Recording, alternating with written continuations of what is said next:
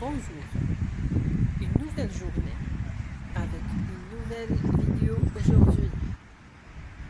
السلام عليكم. يوم جديد مع فيديو جديد هذا اليوم. نقطة البداية سانسارغ.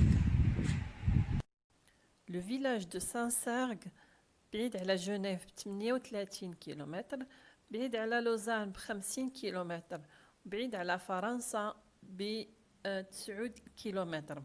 غادي نتوجهوا للحدود الفرنسية مرورا بالفيلاج لا جيفرين.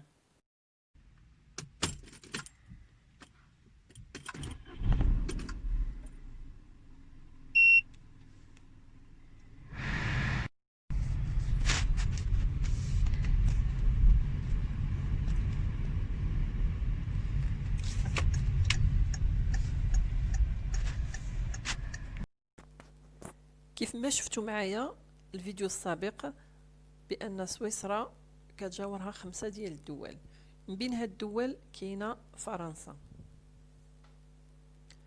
الحدود بين سويسرا وفرنسا تقريبا 572 كيلومتر، وكاين كتير من مناطق العبور من سويسرا لفرنسا. انا اختاريت هذه المنطقة هذه باش نعرفكم عليها، لأن فيها واحد الميزة خاصة عالميا ومعروفة عالميا. هي أوتيل النصف ديالو في أراضي سويسرية والنصف الآخر في الأراضي الفرنسية. كندخلوا من واحد الباب من سويسرا وكنخرجوا من باب آخر في فرنسا. وهذا الأوتيل هذا عنده تاريخ طويل وقديم ومعروف عالميا، وكنظن أنه الوحيد في العالم اللي كيتميز بهذه الميزة هذه. كما كتشوفوا معايا هذه الخريطة ديال هذه المنطقة هذه، سانسارغ، لا جيفرين، لا كور. انطلقنا من هذه النقطة هذه، ان بتي فيلاج سميتو سانسارغ، العلو ديالو 1047 متر.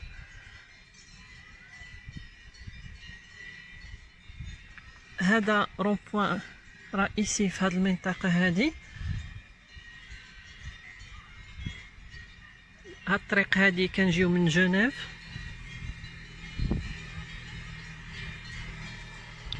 وهاد الطريق هذه كنجيو من لوزان، يعني المدن اللي معروفة بزاف هنايا. هذه لوزان، وهاد الجهة نقدروا نجيو بها من جنيف.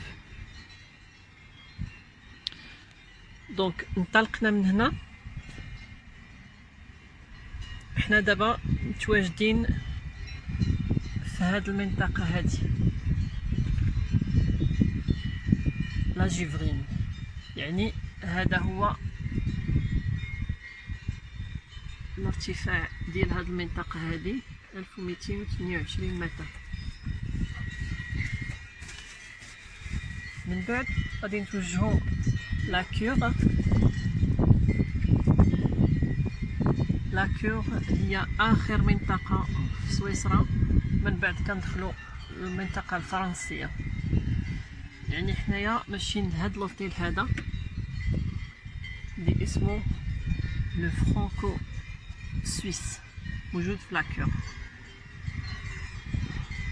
نمشيو نشوفوا هاد لوطيل هذا اللي هو معروف، لو فرانكو سويس. عنده باب من الجهة السويسرية وباب من الجهة الفرنسية. يعني دابا حنا موجودين بين في المنطقة السويسرية ولكن قرابين للمنطقة الفرنسية.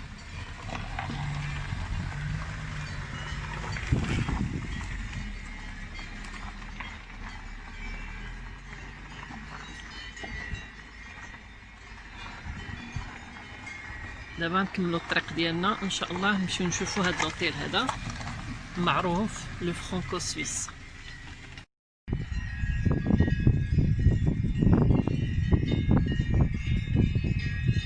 هذا الجانب هذا الجانب السويسري،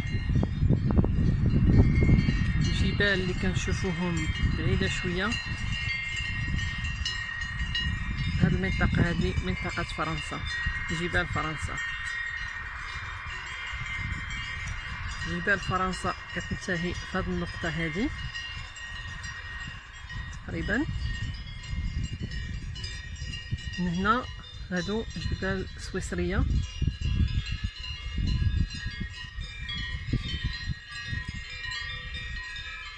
من هذا الجانب هادو سويسرا، من الجانب الآخر فرنسا. بالنسبة للصوت اللي كتسمعوا دابا هما لي كلوش. عندهم هنا عادة كل بقرة كيعطيوها كيديروا لها لا كلوش ديالها. هاد المنطقة معروفة بلي كلوش، عندهم جميع انواع لي كلوش. يعني فين ما سمعتي لي كلوش عرف بان ديك البلاصة فيها البقر.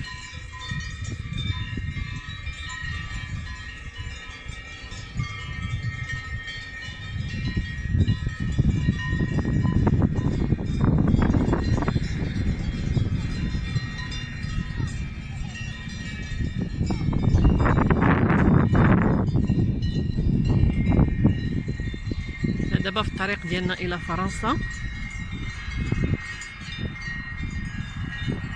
هذه الطريق الوحيده اللي كاينه كتدي لفرنسا من هذه الجهه هذه.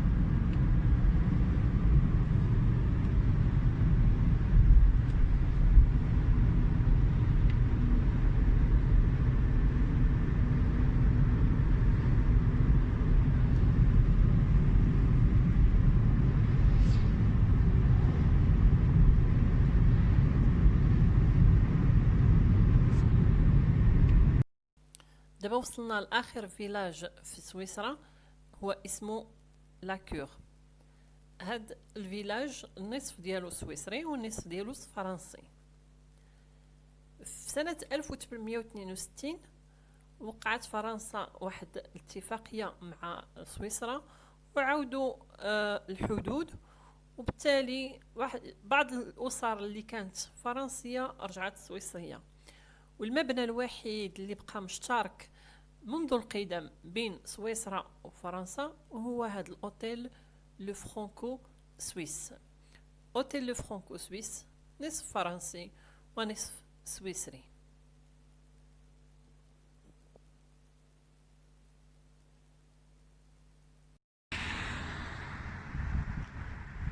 كيف ما كتشوفوا حنا موجودين حدا لوتيل اللي معروف لو فرانكو سويس.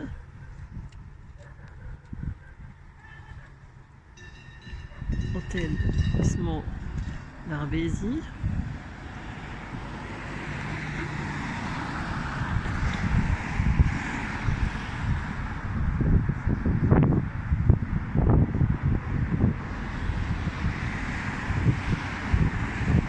دابا في جهة سويسرية.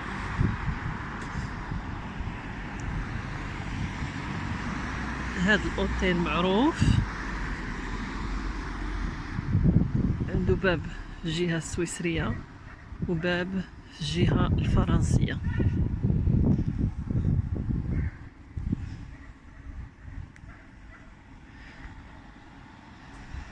كما كتشوفوا هنايا الحدود السويسرية.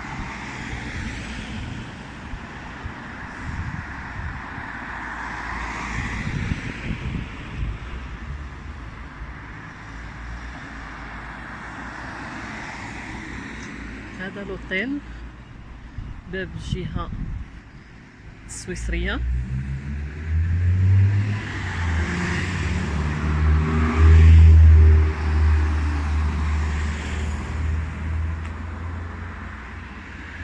وغادي نمشيو دابا لفرنسا.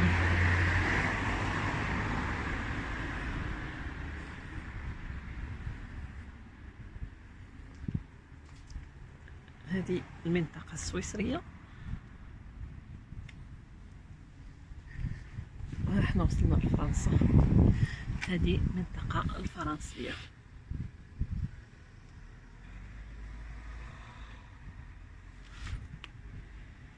كيف ما كتشوفوا هنايا، ها انا رجل في سويسرا ورجل في فرنسا. هاد لوطيل تبنى سنة 1863. نص في سويسرا، النصف الثاني ديال لوطيل في فرنسا. يلا نمشيو لسويسرا. ها حنا في سويسرا، نمشيو لفرنسا. ها حنا في فرنسا. هذه الجهة الفرنسية ديال الاوتيل.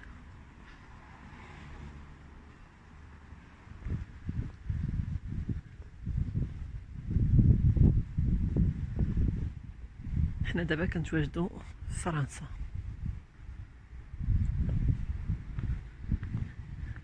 هذه الجهة الفرنسية، وهذه الحدود الفرنسية كما كتشوفوا معايا هنايا.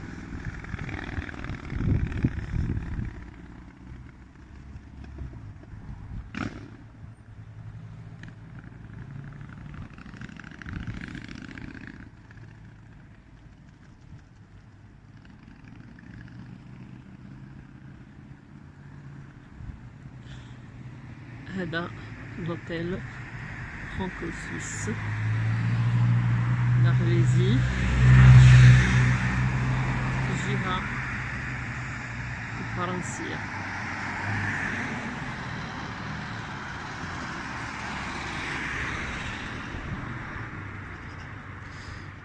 هذيك الحدود الفرنسية.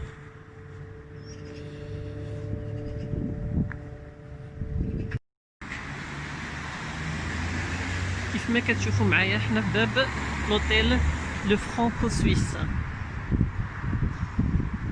في الجهة السويسرية. هذيك الحدود السويسرية.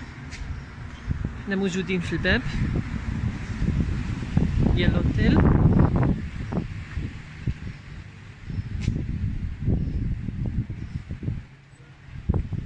هذا المدخل. حنا متواجدين في الجهة السويسرية ديال المطعم، مطعم واوتيل في نفس الوقت.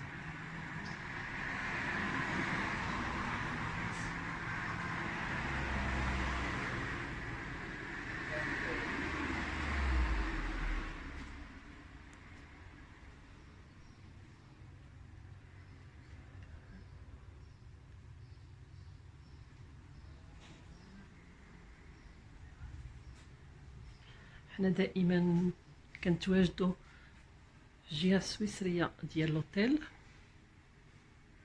فرانكو سويس،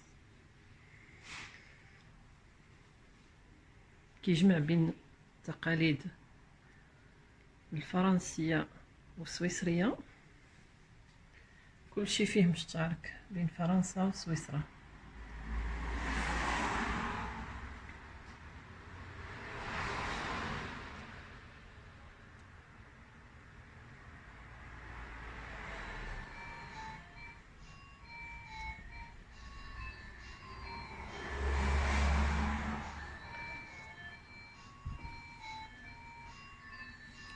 دابا حنا غادي نمشيو للجهة الفرنسية ديال لوطيل.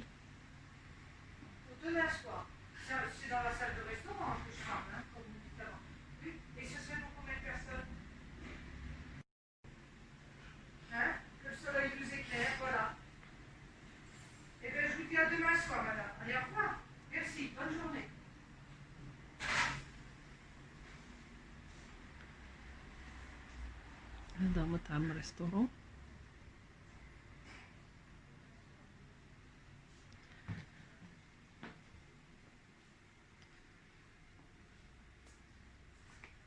هادي ديال الاستقبال.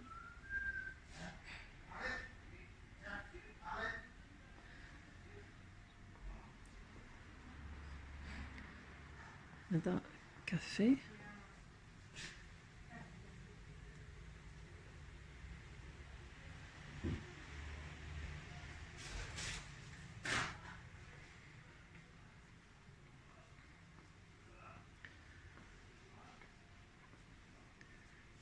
وهذه باب اللي كتخرج للجهة الفرنسية. دابا حنا خرجنا للمنطقة الفرنسية.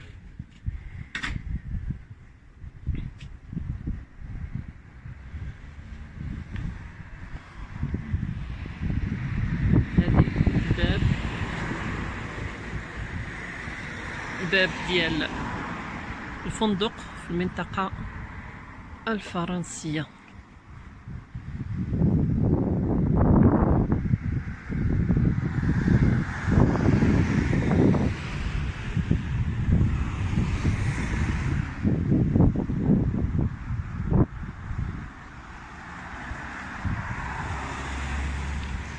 كتشوفوا قدامنا هنا الحدود الفرنسية، في الجهة الأخرى حدود السويسرية. دونك أنا دابا موجودة في الجهة الفرنسية.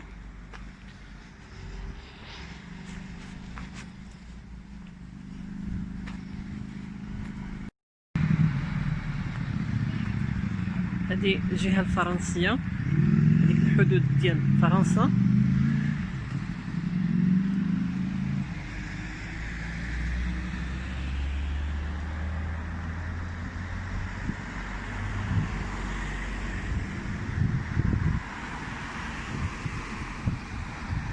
خاصني نرجع لسويسرا.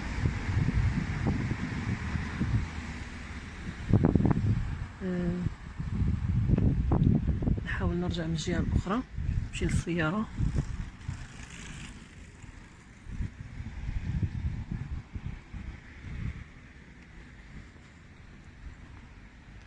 دونك كما كتشوفوا الاوتيل راه بقى ليها.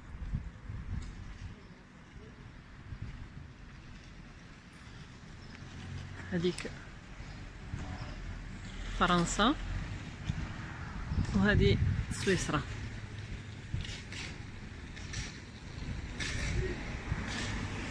هذه فرنسا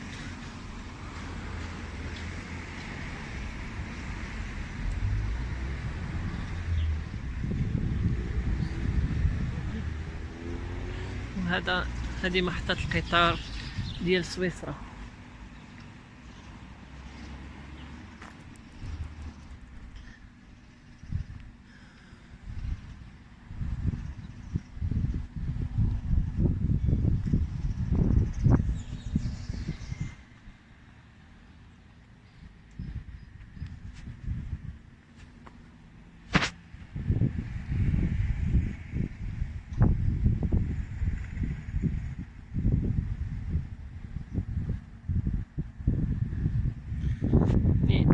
أنا دخلت لفرنسا، خرجت من فرنسا في ظرف دقائق على رجليا.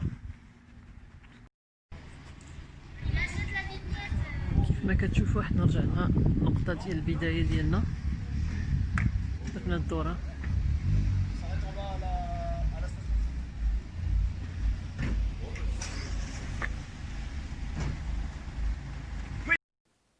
كيف ما شفتوا اوتيل لو فرانكو سويس هو اوتيل صغير ولكن معروف عالميا. بالنسبة للغرف اللي مطلوبة بزاف هي غرفة رقم 6 والغرفة رقم 9. علاش؟ لأنه السرير النصف ديالو في سويسرا والنصف الثاني في فرنسا. يعني الشخص نايم، الرأس ديالو في سويسرا والرجلين ديالو في فرنسا. بالنسبة لواحد الغرفة رقم 12 السرير موجود في فرنسا، والدوش موجود في سويسرا. نتمنى هذا الفيديو تكون مفيدة وتكون نالت الإعجاب ديالكم، وإلى فيديو آخر إن شاء الله. في أمان الله.